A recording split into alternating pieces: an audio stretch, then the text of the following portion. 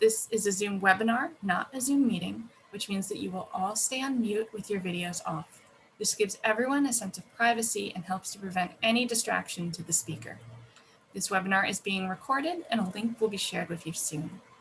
If you have any questions during the talk, please write them in the Q&A box on the lower center of your screen. We encourage you to write the questions as you think of them so that the speakers can immediately begin answering your questions after the talk. You can submit questions anonymously or with your name attached. Please just check the Post Anonymously button if you would like to do so. Thank you all for attending, and now I'm handing the microphone over to Kay Doe, longstanding board member of the Print Club of New York, who has also chaired the events committee and led the Artist Showcase Committee.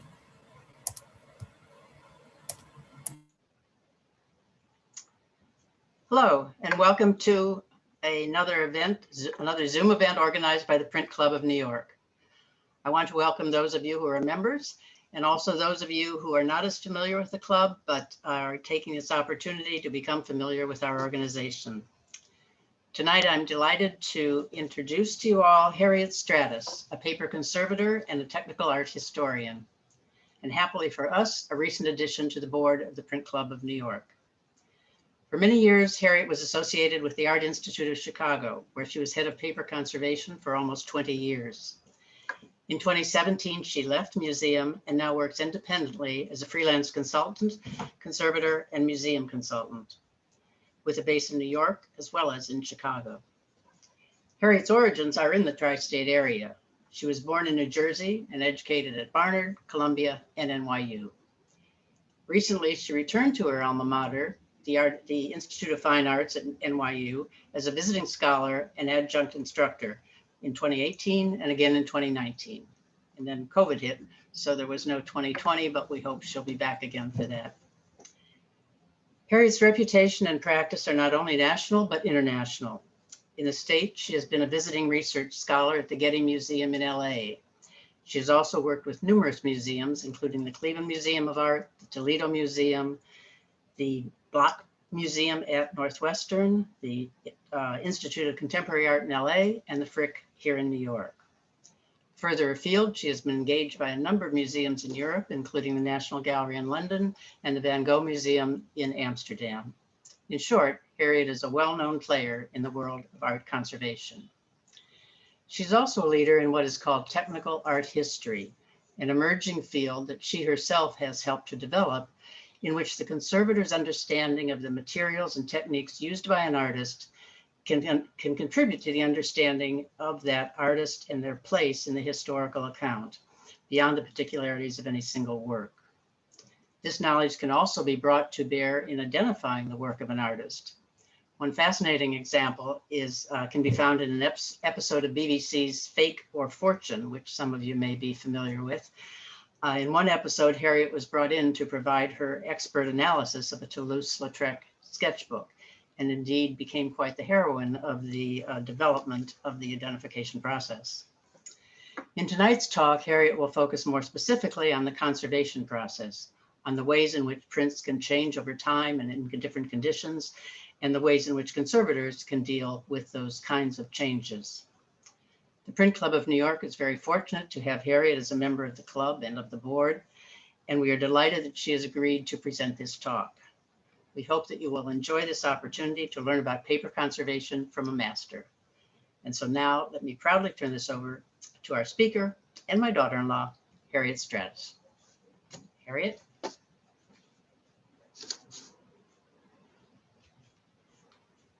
Hi, everyone. I am going to start by sharing my screen.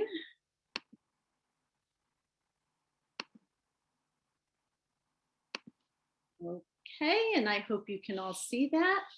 Okay, thank you, Kay, for that lovely introduction, and thank you all for joining us this afternoon, actually.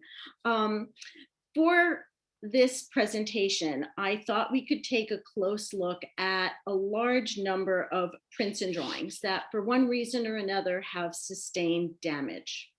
So I'll explain how they sustain that damage, and as collectors and lovers of prints, the steps that you yourselves can take as good stewards of your collections to avoid much of what I'm going to show you. Part of what I'm excited about and what I'd like in terms of your participation would be to encourage you to ask questions. If you have questions about your own collections, if you have questions about specific works of art, and peppered throughout this talk, I will be answering questions that some of you have already submitted. There are also a few examples of works of art that you've also submitted. So to those of you who did that, thank you so much. We'll be touching on all of that. So to get started, I just want you to keep in mind that from my perspective, there are three main factors that result in damage to art on paper. So let's get started. I'm also going to put my little timer on because I can speak forever. Okay, so this first image is a Toulouse-Lautrec print. And on the left, you can see there is a very discrete, pronounced line around the print. And many of you know this as matte burn. And this is one of the most common forms of damage that we see when looking at prints. And it's actually the result of contact with acidic materials, the contact with poor quality materials. And I'll show you other examples. I just wanted you to see on the right, the same print after conservation where that matte burn has been removed. Here's a really horrible, horrible example. I mean, the matte burn is very dark and spreads. You'll also notice that the print itself has an overall discoloration. And in looking at this, this tells me that not only was it in contact with an acidic mat, but also an acidic backing board. One of the ways you can tell that a mat is acidic is by looking at the bevel edge, the edge of the window opening where it comes in contact with the print itself. In that area, you'll see that if the mat board is archival, the color will go consistently throughout the edge, that cut edge of the mat. If not, you'll see a core that's a different color, usually a tan or a brown or a beige. And that will indicate to you that that core is made out of acidic wood pulp material. And the acidity in that material will start to off-gas. And as you can see, where it is in direct contact with the paper, that's where the burn will be the worst. And then moving out from there, it softens, but that acidity has really done its damage to the paper. Here's an example again, where I show you how one can successfully conserve works that have been matte burned and discolored like this.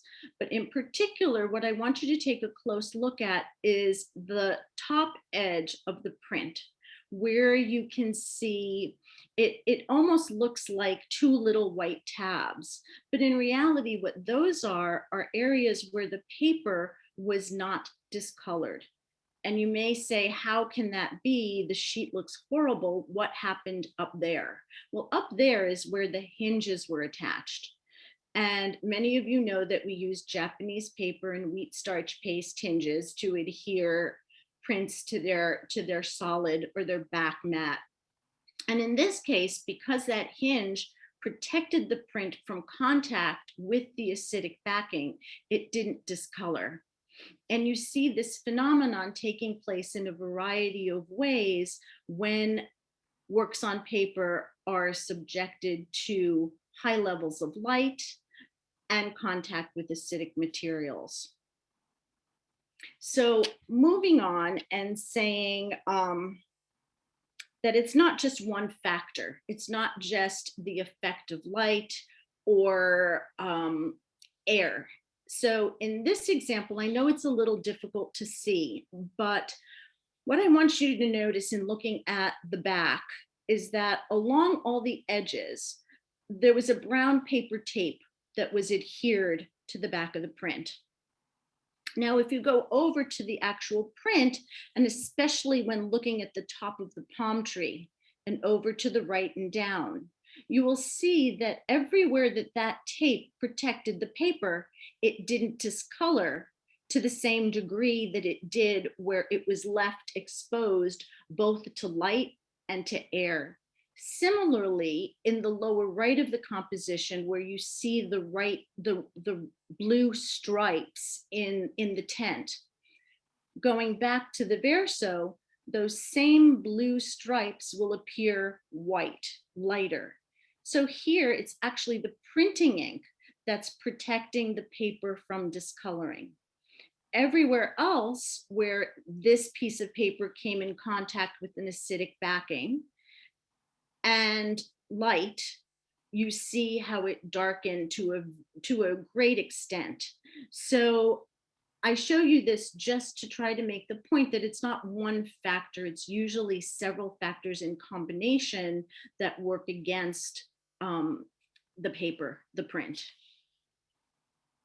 So this is an interesting example of, and this is a detail, this is a 1778 document, and I'm showing it to you in its frame with the glass broken. And in the little section that is appearing to the left where it's quite dark, that's an area where the glass popped out of the frame. So in looking at this, I can say two things: that the damage that happened was a result not only of the fact that this is probably in contact with acidic backing boards, but the effect of the air and the light on this surface caused a great deal of discoloration versus the rest of it that was protected from air and to some degree filtered by light, although this wasn't a light filtering, a UV light filtering material. But I think it's a very good example of what happens, what the effect of the atmosphere when in contact like this with an artifact. The fact that this is from 1778 also indicates to me that it was probably made with pretty good quality materials, that wove paper hadn't yet been introduced. We still have the laid paper here. It's probably with good quality cotton rag fibers or linen fibers. So it really is that contact with the acidic materials and the air and the light that caused the change, the selective change that you see.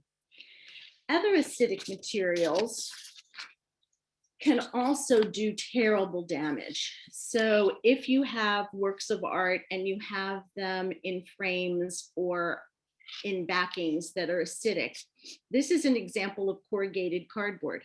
So if you think of corrugated cardboard that has all of these ridges, the highs and the lows, a piece of corrugated board came in contact with the verso of the piece I show you on the right.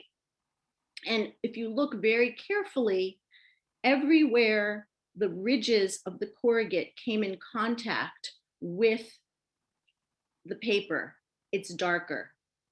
Even so, the paper that was set a little bit back from direct contact was still subjected to the acidity in that corrugate, and the paper discolored terribly. A similar phenomenon can happen with wood. Here on the left, I show you on the left a piece of wood, detail of a piece of wood that was put directly behind a print. And so on the back of the print, the way the acid migrated from the wood, you almost get a one-to-one direct image of the rings and the knots and the form of the wood on the back of the print itself. And in the work on the right, you see that that discoloration in another work has come all the way through to the front and severely disfigured the portrait. So not only do these poor materials and acidic environments take their toll, our decisions in how we mat and frame our works of art also can have a profound effect on how the work of art is read. This is a drawing by the 19th century French symbolist Odilon Redon. And as you see it here, I think you can say, okay, here's a drawing, the paper's a golden tone. But now I'm going to show you this. And so here in the image on the right, what you see is a band that is a lighter cream color. Well, this is the way Redon drew this drawing. It was intended to be a square format. It was intended to have, the figure was intended to have a lot more space within the composition. And so when the collector decided to mat it and crop it in such a way, it completely affects the read of the drawing. I hope you can see that. And so it's differential. So where it was covered by the mat, it wasn't exposed to light. And where that window mat opening was, it was exposed to light and darkened the way you see it. Here's an example that was provided by one of our print club members. And although books are very special in their own right, the same phenomenon can be seen in the bound pages of the book to what I showed you in terms of acidic materials. We'll start in the top left. So the print that you see is tipped on to the secondary paper. And by tipped on, that means little dollops of glue are usually placed in the top corners, sometimes in all four corners. And this was a very common way of mounting prints, mounting drawings into albums for centuries. And so here, when you look now at the page on the right, I hope you can see that there's discoloration above this triangular print that corresponds to the adhesive that was used to tip the print onto the page. So it's gone through, it's transferred through to the other side of the paper. In addition to that, you can see wherever there is ink, you get a darker discoloration. And wherever this paper comes in contact with the secondary support, you also get a darker discoloration. That's due to acid migration, and in part, possibly to some of the oil, the linseed oil that's in, oops, I'm sorry, I don't know how that happened. Linseed oil. Okay, we're gonna try this guy. Okay, the linseed oil that's in the printing ink. So the best thing to do to isolate prints from each other in this type of format of book is to use interleaving. The same way we would use an acid-free glassine or an acid-free tissue to separate the pages from each other so that you don't see this kind of offset. But it is very common when mounting prints this way into bound volumes. I'm going to continue talking about poor mounting. Something that I also think you've all seen is prints that get adhered or hinged even to the window mat. So instead of hinging the print to the solid backing, it's adhered to the front. So there are a number of things wrong with this option. The first one being, as you see in this image, it would pull the paper taut, creating these undulations. And not only that, if you think about it, it's not protected anyway, so it's very vulnerable to puncture. If it's a hinge along the top, the paper still moves freely, but a bit too freely because you have this matte opening. So you never want to adhere a print to the face, the window. You always want to hinge it onto the backing board of the mat. So when we talk about that kind of pulling, that kind of undulation, aside from the role of the environment in discoloring works of art on paper and causing degradation to the paper, we also have to consider the environment in terms of the temperature and the humidity. So here I show you a drawing where it was mounted onto a secondary support, which is this whiter paper that you see on the right. And in the lower left of that image, you'll see where there's been just a little excavation done to see what the adhesion is. But more so than that, just saying, okay, it's been mounted on the edges, I want you to take a look at how the paper moves. Because paper with changes in temperature and humidity will expand and contract. So here what you see, oh, and I should also say expand and contract preferentially in one direction. So what you see in the drawing itself is a contraction that's moving, I'm going to use my hands, in the vertical direction. So you get this undulation, this cockling forming across the face of the sheet with the cockling running horizontally because the paper wants to move this way.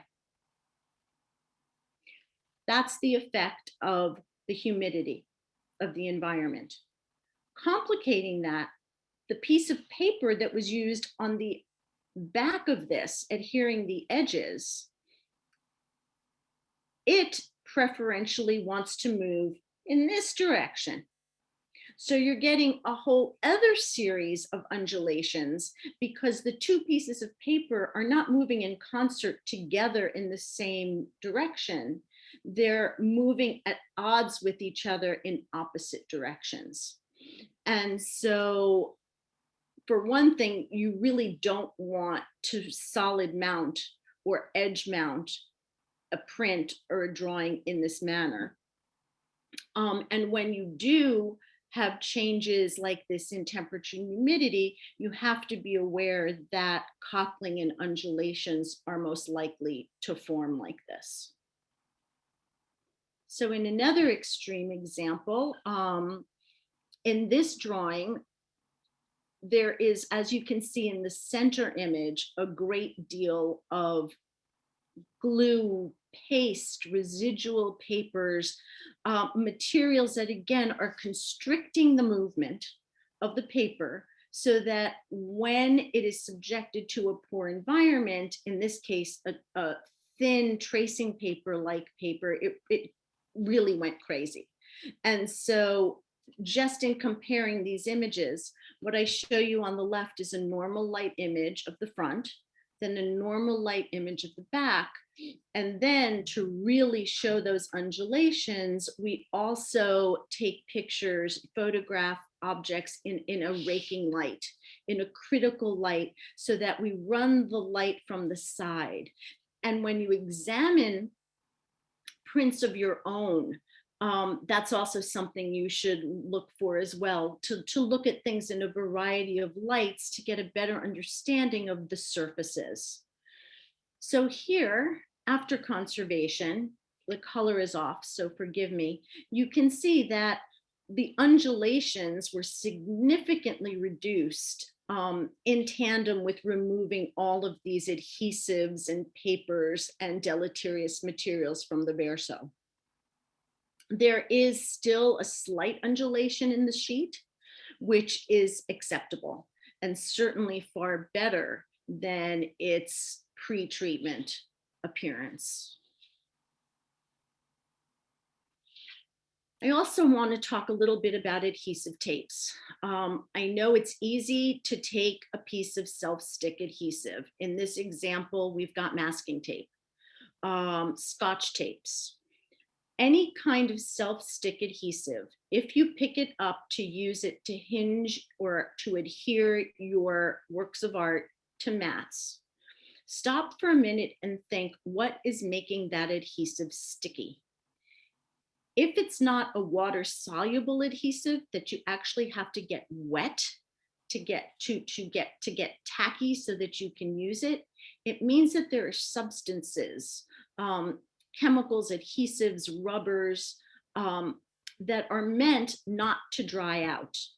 And if they're meant not to dry out, it means that that adhesive wants to move, it wants to migrate. And where does it want to migrate? Right into the work of art.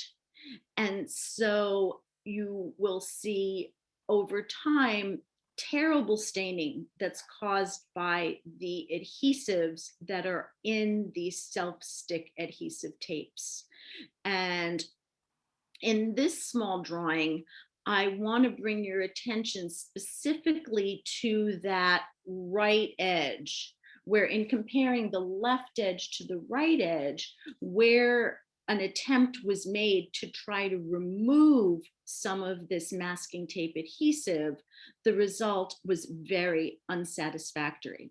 So there are times when the staining caused by these self-stick adhesive tapes is irreversible. Here I want to show you an example of foxing. And foxing, I'm sure you've seen in books. I would assume some of you have seen it in your prints as well. There are two schools of thought about the cause of foxing. One is that mold spores in the environment and inherent in the paper, if put under the right conditions, will start to become visible, as you see here. The other theory is that the fox spots were caused in part by metal impurities in the paper. In reality, it's probably both. The metal impurities in the paper might have come during the paper making process, when they were on molds or in a manufacturing process. And again, that combined with mold spores that are inherent in the paper, under the right conditions, can become visible. I show you in the example here where post-treatment, these can be reduced.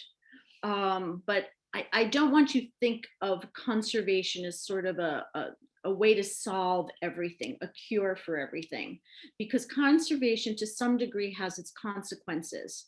Because when you decide to remove matte burn, remove foxing, there are times when chemicals are required to do this. And although successful, as you see, by using these types of chemicals, we are altering the nature of the paper, the nature of the print, the nature of the materials. So in the 21st century and in the latter part of the 20th century, bleaching is often thought of as something that we do as a last resort. So take one good look at that. And now I'd like you to think about this. This is a beautiful Rembrandt landscape in the collection of the Art Institute of Chicago. And if you look closely, oh my goodness, didn't think that was going to happen. You will see that there is a great deal of foxing in the sheet. But I will also say that when we look at an old master drawing like this, it doesn't bother us, I'd like to say, in the same way that we are more accepting of the kind of foxing that we see. More or less, many of us describe it as the patina of age.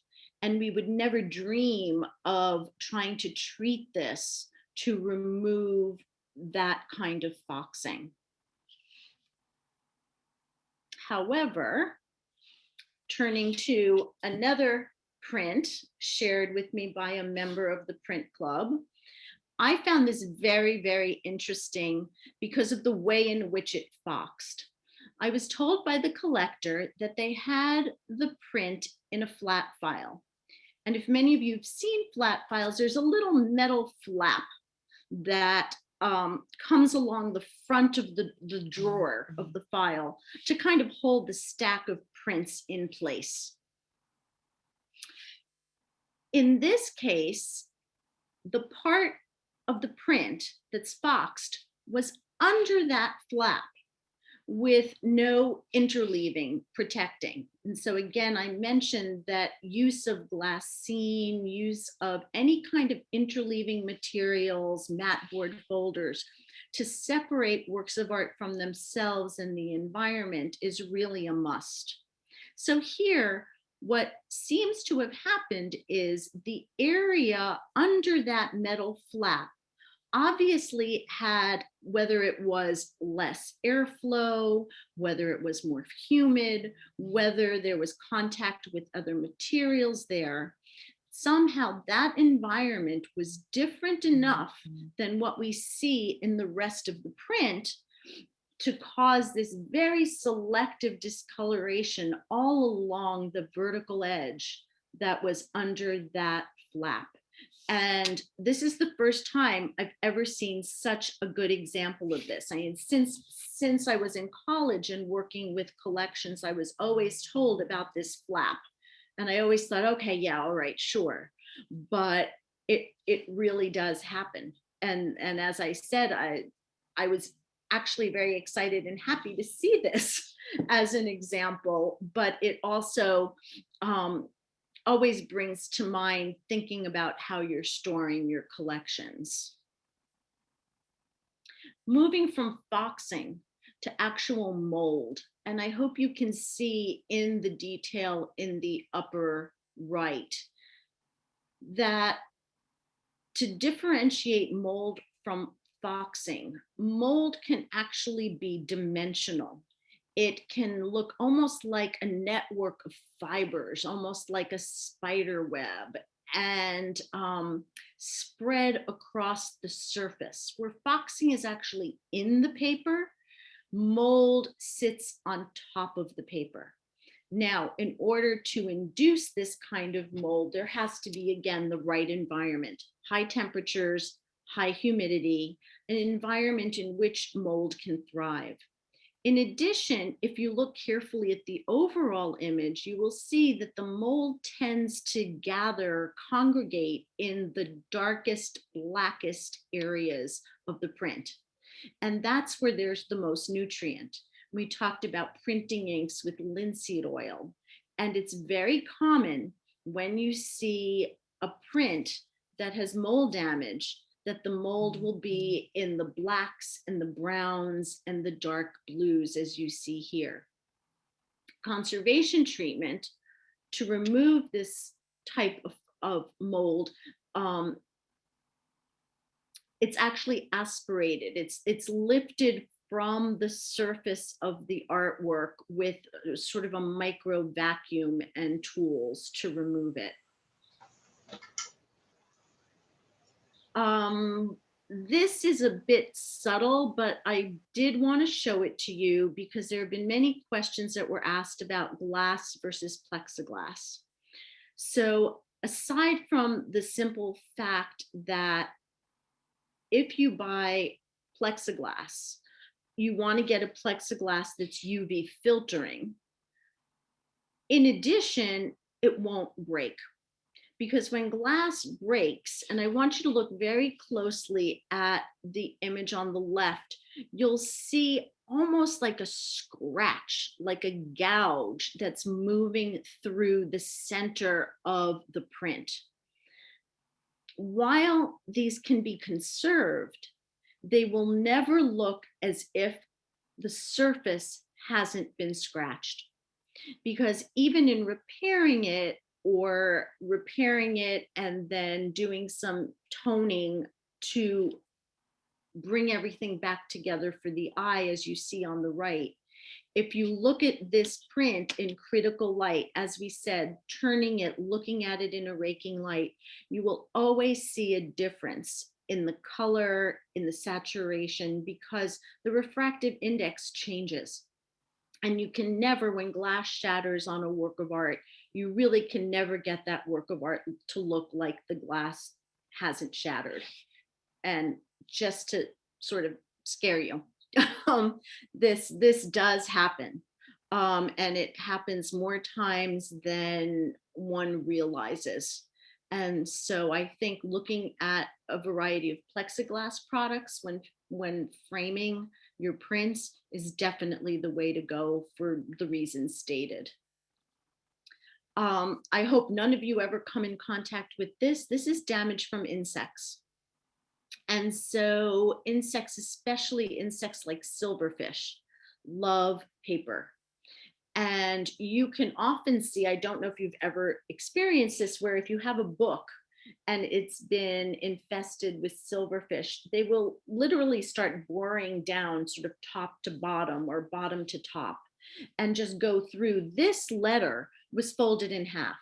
So you can see why when you look at it in its unfolded state in this image, it's a mirror. This is the two sides of the letter are a mirror image of each other, because when folded, the insect would have just eaten through both layers of paper. Now, this is an extreme case. More likely, you would see the little pinpoint type of wormholes, insect damage, grazing that you see here. But in any case, you should always keep a lookout for any kind of pests in or near your collection. And of course, the best way to prevent this is to have a very clean environment and to not have food near where your collections are stored. One of our members asked me to talk about water damage. And this print was actually in a fire and was water damaged. And as you can see, there are significant tide lines, the golden yellow pattern that runs across the sheet where the sheet got wet. Now, where you see that line, it's called the wet-dry interface. So as that water moves, travels across the sheet, at some point dries, you get this very pronounced tide line. And as we discussed with the cockling and the undulation caused by environmental effects, you also see the same phenomenon happening as the water, as the moisture moves across the sheet. And let me, one more here. And so after treatment, you can see how the tide line can be reduced, it can be removed from the paper. But the question that I was asked is, what happens when you have a flood situation, when you have water damaged art? And if you can reach a conservator before the artifacts dry, it is always, I won't say easiest, but once something dries and then you have to get it wet to treat it again, those tide lines are really set into the paper.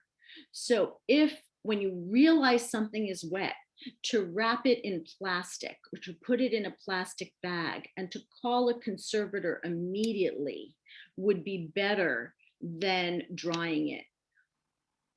I will use the caveat that if you have paper towels or blotting paper would be best, where if something's really soaking wet, which we don't see very much of, then you can try to put the print between two layers of blotting paper and try to wick out some of that moisture so that it's not soaking wet when you wrap it and save it for a conservator to look at.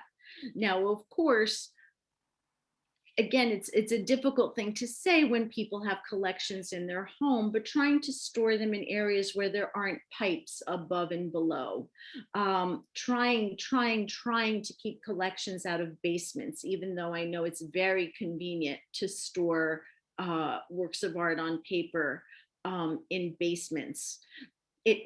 That kind of situation will cause damage, if only minor, because of the dampness and the environment. So I think that's my last slide.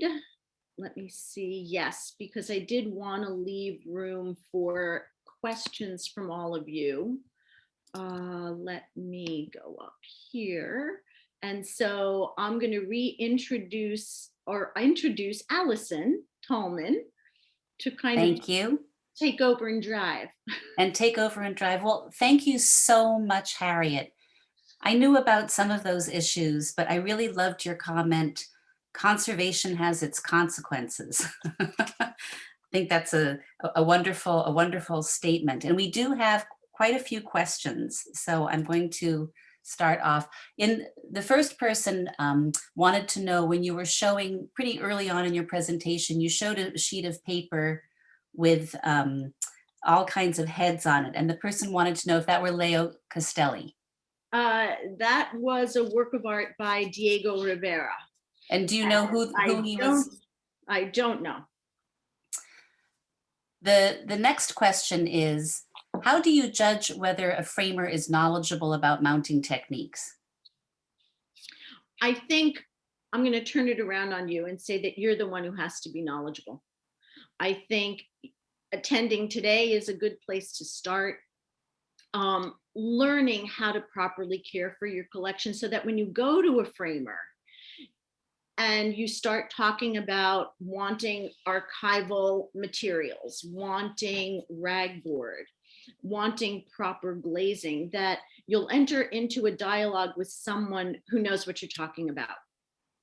And it's really those basics. If a framer is recommending something that isn't archival, that isn't quite appropriate, you know, how is your framer adhering your print into the mat? What materials are being used? These are all questions that you're within your you know, expertise to be asking, and they should have the right answers for you. The next question, actually, two different people asked, and the questions sort of go together. The first question was, generally speaking, how much value is restored after proper restoration to an artwork? Oh my goodness. Well, without getting into values, because conservators aren't appraisers, I would say if you took, let's just use the last print I just showed you, the Toulouse-Lautrec, and put it on the market in its pre-conservation condition, it would sell for less than if you had put it on the market post-conservation, after treatment, where it looked of a piece again and the staining was removed. Much more so for drawings than for prints. One of the questions that has to be asked is, where do you cross the line between conservation to restoration? So how much of the work of art is original? So if you're putting a giant fill into a huge loss and then toning it to look beautiful and to match, that's a fabulous conservation job. But how does that affect value when there's less of the quote unquote original there? And so that becomes the purview of the auctioneers, the appraisers. We have a few questions about damage. Are some papers more susceptible to damage from environmental factors than others? And are some techniques, linocut or etching, for example, more susceptible to damage than others? Okay, well, let's start with the paper. Papers, the worse the paper is, the more susceptible to damage it is. So if you have a work of art on a wood pulp paper, think newsprint, paper that, again, has a lot of wood pulp, a lot of impurities in it, it is going to become brittle faster. It's going to become yellow faster. The better the paper is, the less chance you will get this kind of discoloration. Now, in terms of media, I would say that there's two answers to this question. The first one is an answer to do with connoisseurship. And what came to mind is a dry point. So when you print a dry point, that beautiful, luscious, black, velvety tone that you see in the earliest pulls from a plate with dry point, after a while, the plate will begin to wear. And so depending on how much you want to get from that plate, later impressions will not have that same richness. Plates break down, and you see this often in old master drawings with engravings and combinations of engravings and etchings where the image on the plate doesn't hold up. That's the purview of the connoisseur, of the print scholar. Which impression is better than which? What differences are there in impressions? That's one way of assessing change, and a very subjective one, or a subjective one. Looking at it just from a materials and techniques perspective, that was my alarm saying don't talk more than this. I have to get it to stop now. I don't know how to stop the timer. Okay, we'll do that. So technology isn't my strong suit. So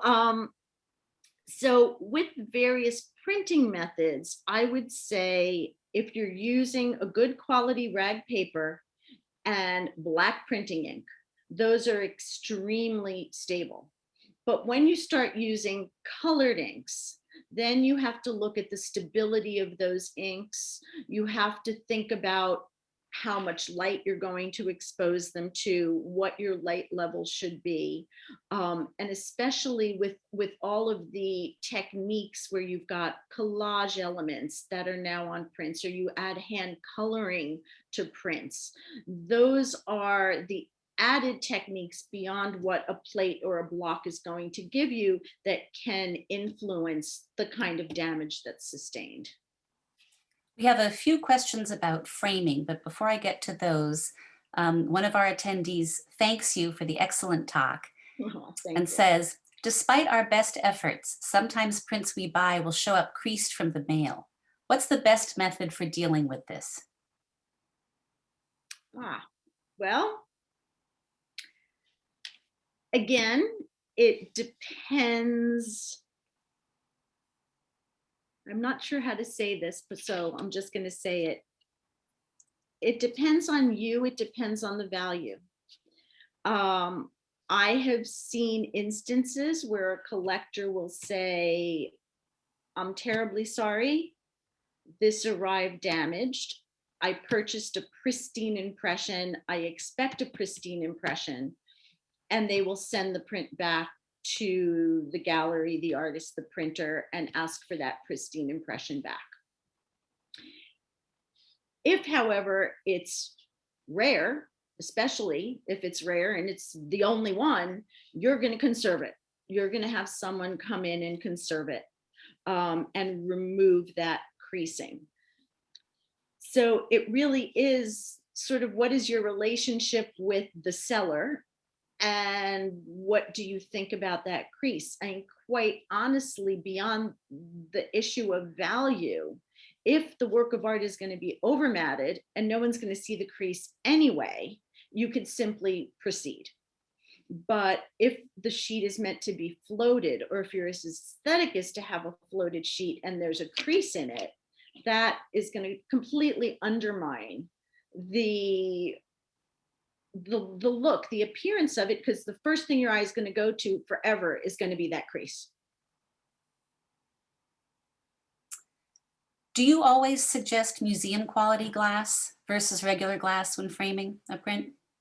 I never suggest glass, ever, ever, ever. I will always use a plexiglass product, always with UV filtering. And there are a variety on the market, and they do differ. There is also an additional product that some of you may know called Optium. Now, Optium is a high-end product, and what Optium is a plexiglass that's non-reflective, but it's also low static. So in the past, when, for example, a pastel that has friable media that can be very powdery with nothing really adhering it to the paper support, then you have to use glass because glass has no static charge. But that's the exception, not the rule. And even if you do need to glaze a friable drawing, you should probably use a laminated glass that won't shatter, that will stay together.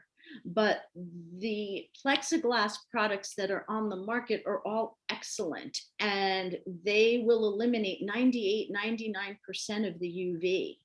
And that's really what you want when you're framing a work on paper. This is sort of a related question. Are there cases where acrylics should be avoided in framing? For example, I know that pastels can be affected by the static electricity that Plexi has. That's absolutely right. Yes, you're absolutely right. And that is the exception, as I just mentioned, that you want something that doesn't induce a static charge. So you might be left as the only option with a laminated glass. And for those of you who don't know laminated glass, basically it's glass that if it were to break or if it were to shatter, it stays together. It doesn't come apart in pieces and fall onto the surface of the drawing.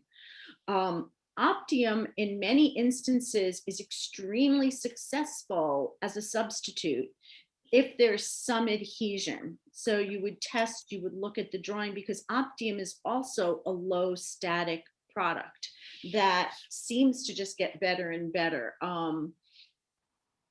I think in the last 5 years or so, when I was still at the museum, we were actually switching out laminated glass and replacing it with Optium, because the Optium looks so good and it's so low static.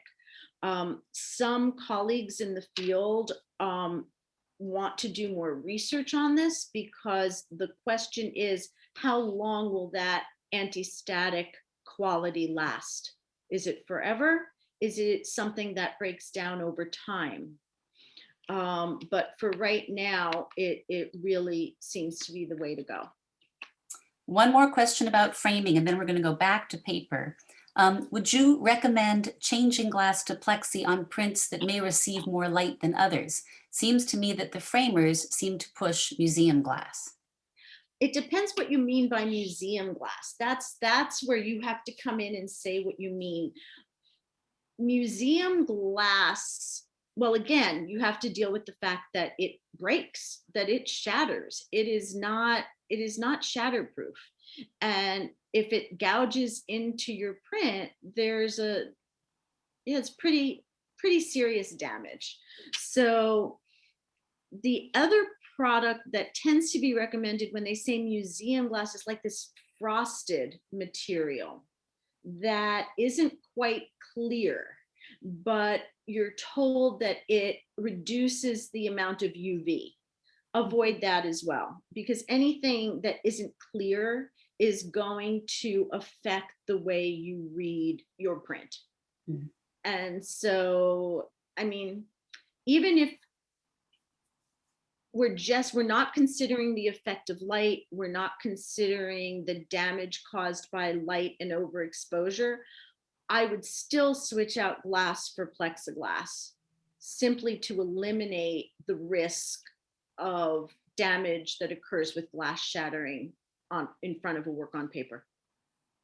Thank you. We have a question about what is the difference? You had mentioned earlier laid versus wove paper. Okay. Yes. When papers were handmade in earlier centuries, they were made on a mold. And to make the mold, there were wires that were crossed at right angles to each other.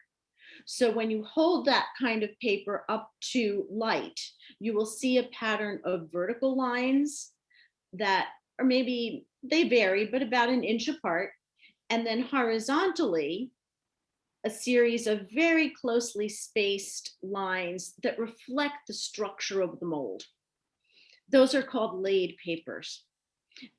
In the latter part of the 18th century, wove papers were introduced. And the best way I can describe a wove paper is to think about window screening, where there's no real directionality. You don't have wires crossed at right angles to each other. It's kind of this all over pattern.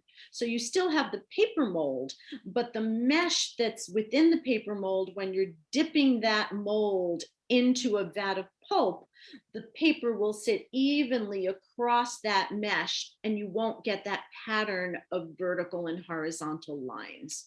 And it's also a good way to date pictures, because if you find a Rembrandt on a piece of wove paper, it ain't a Rembrandt. So. Can foxing and mold easily spread between different works of art stored together? Yes. And that's why interleaving is so, so, so important. That hopefully it won't go on for a tremendously long time, but anything you can do to separate one work of art from another will prevent that type of migration. For example, on that wonderful book I showed you, had the publisher published that book, and I'm sure you've seen some of these with interleaving sheets in place, you wouldn't have had that offset. But that offset is just, it's so common. But yes, and if something does have mold, the first thing again is to separate them from the rest of the collection. Put them in plastic bags, something, and contact a conservator. You want to remove that from contact with the rest of the collection. And let me be clear, that's the mold, not the foxing. Do you have a recommendation for interleaving between acid-free tissue paper versus glassine? That's a very personal choice. Having worked in a museum and having had to make art accessible to students and to all the curators who use it, handling can be an issue. The more something is handled, the more there's the possibility of damage. So if something is in a mat and it's got a glassine sheet, I can see through it. I can see what I'm looking for, without having to open the mat, take out the tissue paper that I'm lifting off the surface of the artwork to see what I've got. So in that kind of setting where there's a significant amount of handling, I prefer to see the glassine. For smaller collections, for private collections where you know what you have, maybe you can go through your mats and not worry and not have to pull off the interleaving to see them every time. So then the nice thing about tissue paper is it's so soft. It's really, it's just a lovely material. Both products can be purchased acid-free. Thank you. Two questions, and then we will end our program. The first one is, can you explain quickly the difference between restoration and conservation? Okay. If we had, quickly.